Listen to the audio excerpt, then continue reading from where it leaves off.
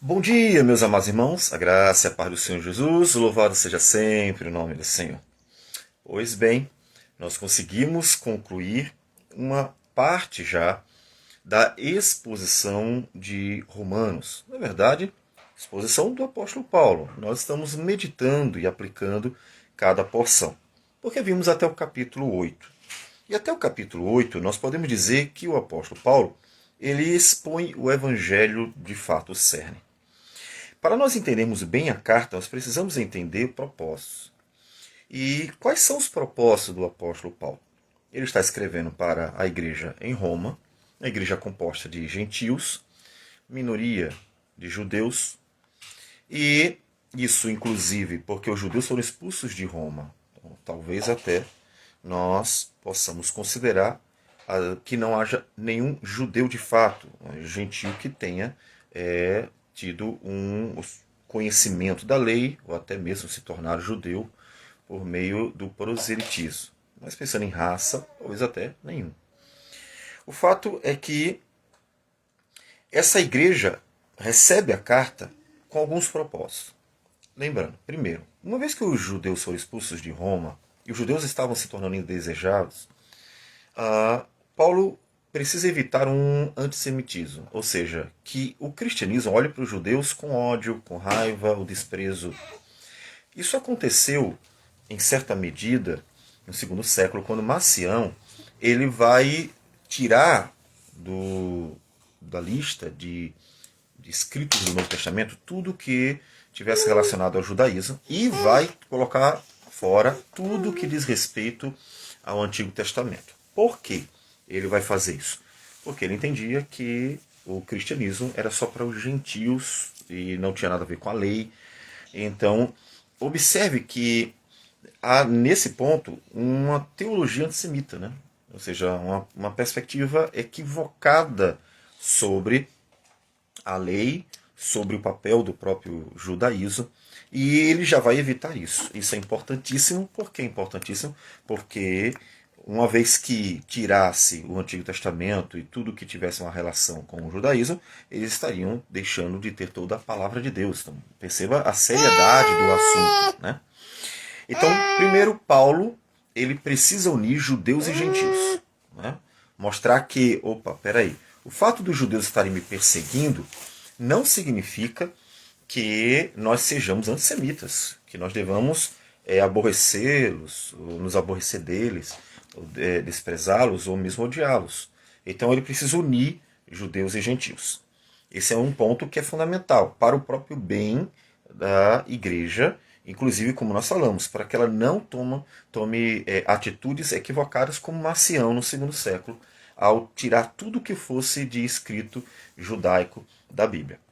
Outra questão é que ele precisa fazer uma defesa. Por quê? Porque as acusações dos judaizantes e outros judeus mais contra Paulo, que inclusive ele vai a Roma para ser julgado, as acusações dizem respeito a ele estar fazendo um monte de coisa errada em relação ao judaísmo, como se ele tivesse traído sua nação e como se ele estivesse ensinando coisas contra a lei deles e até contra o próprio império. E eles estão fazendo um monte de falsas acusações. Uma das acusações, inclusive, é que ele seria um rebelde, que estaria ensinando que deveriam se levantar contra o império, não pagar os impostos e assim por diante, e que Jesus era um outro rei que deveria assumir o lugar de César. Essas acusações falsas, inclusive, a gente vê essa preocupação de Paulo em mostrar que são falsas. Por exemplo, no capítulo 13, quando ele diz que deve se obedecer e sujeitar a toda a autoridade. Só essa carta ele fala isso. Por quê? Porque é uma questão que está sendo abordada. Então ele está fazendo uma defesa. Podemos dizer que a carta de Paulo aos Romanos é a prévia defesa do apóstolo antes do julgamento. É a prévia defesa diante de Roma, que inclusive chegaria ao imperador, chegaria ao conhecimento do pretório e assim por diante. Então ele está se defendendo e mostrando que não, nem é contra a sua nação e muito menos contra o império. Paulo não está fazendo isso. Então, quando ele expõe o evangelho bem detalhadamente, ele, de um lado, obviamente, já está evangelizando, amadurecendo os cristãos de Roma. De outro lado, está mostrando o que eu prego é isso.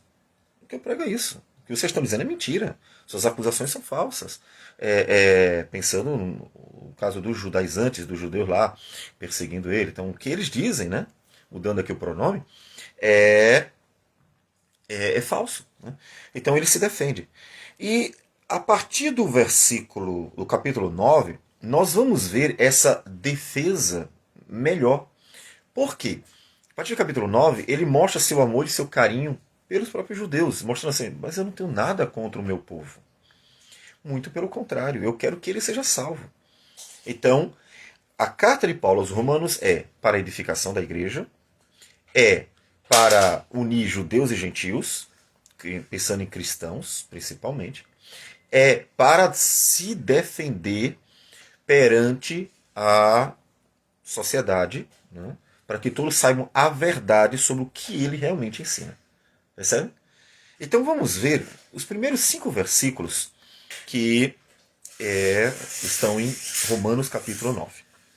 Digo a verdade em Cristo e não minto, testemunhando comigo no Espírito Santo a minha própria consciência. Veja a seriedade do que ele vai falar. Essa é uma introdução para aquilo que ele vai falar. Ele está mostrando como é solene, é real, é sério o que ele está dizendo. Né? Tenho grande tristeza e incessante dor no coração. Porque eu mesmo desejaria ser anátema, separado de Cristo por amor de meus irmãos, meus compatriotas, segundo a carne. Observe. Então, aqui ele está declarando que ele, de hipótese alguma, quer prejudicar a sua nação, em hipótese alguma, ele está levantando pessoas contra os judeus. Muito pelo contrário. Observe. Uma vez que eles estão dizendo que Paulo está, né, atacando a nação, Paulo está mostrando o contrário. Minha gente, eu estou juntando o povo, eu estou ensinando os cristãos a amar vocês. Estou ensinando a entender, inclusive ele é responsável por conseguir alimentos no período que houve fome lá em Jerusalém, entre as igrejas gentílicas, para mandar para Jerusalém. Então ele está combatendo uma falsa acusação.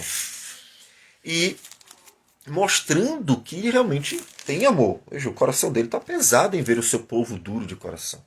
O coração dele está triste em ver o que o povo dele está passando pela dureza, por não se converter ao Senhor Jesus. Ele quer o melhor para o povo. Ele quer o melhor para o seu povo.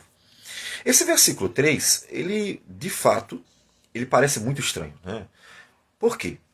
Porque dizer assim, olha, eu deixaria tudo por o meu povo. A gente pensaria num problema. Ele tem que amar mais a Cristo, mais a Deus do que a qualquer um. O grande mandamento é amarás o seu teu Deus de todo o seu coração, de toda a sua alma e toda a sua força. Ou seja, você não pode amar ninguém mais do que a Deus. Você não pode amar um filho, uma filha, um cônjuge, um pai, um amigo, ninguém. Ninguém pode ser mais amado do que Deus, porque você estará pecando contra o grande primeiro mandamento. E um judeu sabia muito bem disso. Mais do que qualquer um, o judeu deveria saber. Afinal das contas, o próprio Jesus disse que é o grande mandamento da lei. Portanto, Paulo não poderia estar dizendo assim, olha, eu amo mais eles do que a Cristo, ou eu preferiria estar com eles do que estar com Cristo.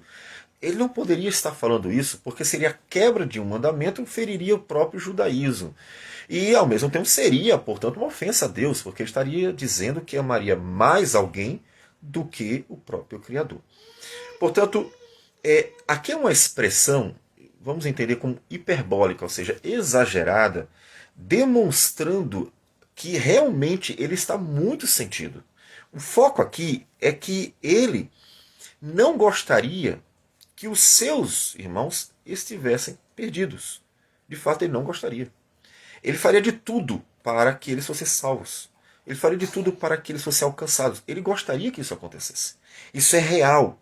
É real.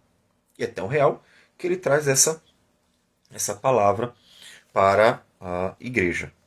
E não é só uma questão de amar os seus compatriotas, como ele diz. Né? Ele mostra, mas eles são importantes. E observe, o versículo 4 e 5, inclusive, é um grande ensinamento para a igreja.